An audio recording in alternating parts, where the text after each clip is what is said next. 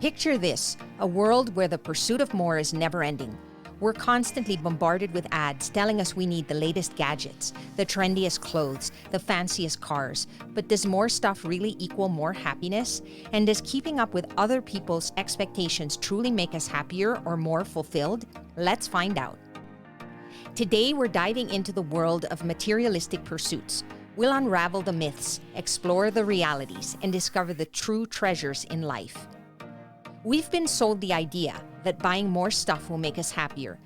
But the truth is, material possessions only provide temporary joy. Real happiness comes from experiences, relationships, and personal growth. Think about the excitement of buying a new phone. You feel like you're on top of the world until the next model is released, and suddenly your old phone feels inadequate. It's a never-ending cycle of desire and disappointment. Ever feel like your stuff is taking over? The more we accumulate, the more cluttered our lives become. It's time to declutter, both physically and mentally, and make room for what truly matters.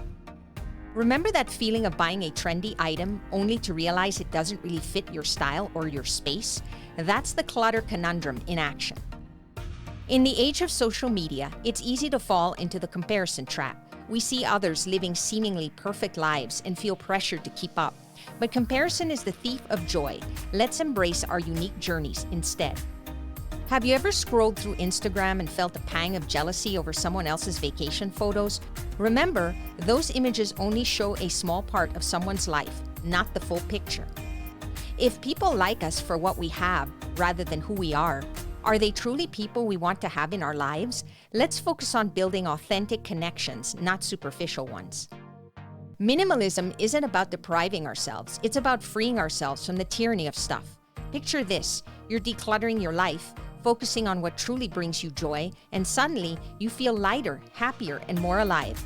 It's like Marie Kondoing your way to enlightenment. It's about choosing quality over quantity and prioritizing experiences over possessions. It's not about having nothing, it's about having exactly what you want. Not everyone can afford luxury. Sometimes budget constraints force us to settle for less, but even then, we can make mindful choices. Rather than filling our closets with fast fashion finds that fall apart after one wash, why not invest in a few key pieces that will last a lifetime? It's about making the most of what we have, even when resources are limited. We're not just decluttering our homes, we're decluttering our minds and our lives, living intentionally and authentically, regardless of our budget. Ah, the thrill of the buy. There's something strangely satisfying about acquiring new things. Whether it's the latest gadget or a trendy outfit, buying stuff can give us a temporary high. It's like a quick fix for our emotions, giving us a momentary escape from life's ups and downs. Many of us have fallen into the trap of retail therapy, believing that buying things will make us feel better. It's a way to cope with stress, boredom, or even low self-esteem. But as we all know, the high is short-lived, and we're left with more stuff and the same old feelings. The fear of missing out, or FOMO, also plays a big role in our buying habits. We see others with the latest and greatest, and we want to keep up. It's a never-ending cycle of wanting more, buying more, and still feeling like something's missing. It's like a hunger that never gets satiated. In exchange for material possessions, here's what we often give up. Excessive spending can lead to financial stress and debt, limiting our ability to save for the future or pursue other financial goals. Acquiring and maintaining possessions can consume a significant amount of time and energy, detracting from activities that may bring us more joy and fulfillment.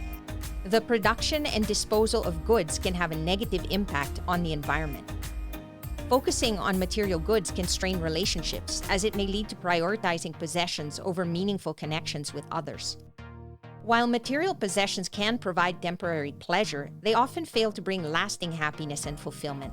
Relying on possessions for emotional satisfaction can lead to a cycle of seeking more and more without finding true contentment.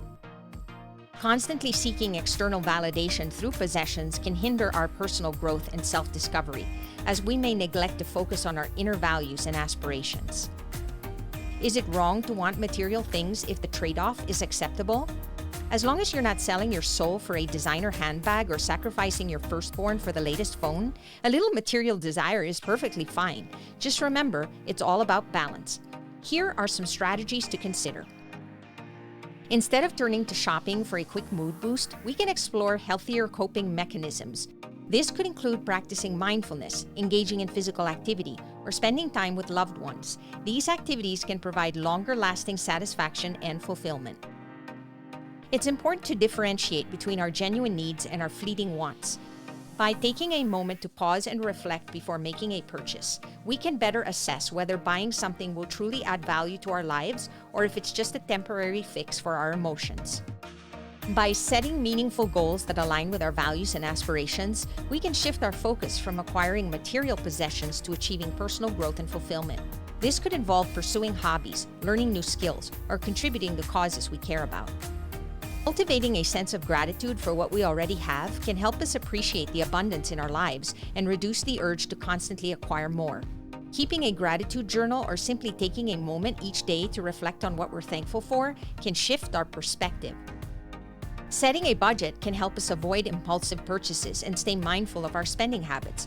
By allocating our resources towards things that truly matter to us, we can reduce the temptation of buying things we don't need. So let's shift our focus from the pursuit of more to the pursuit of meaning. Let's cherish experiences over possessions, connections over collections, and moments over materials. Because in the end, it's not about what we have, but who we are and how we impact the world around us. Thanks for joining me on this journey of discovery.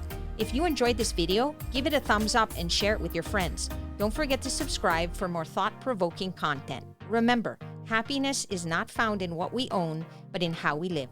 See you in the next one.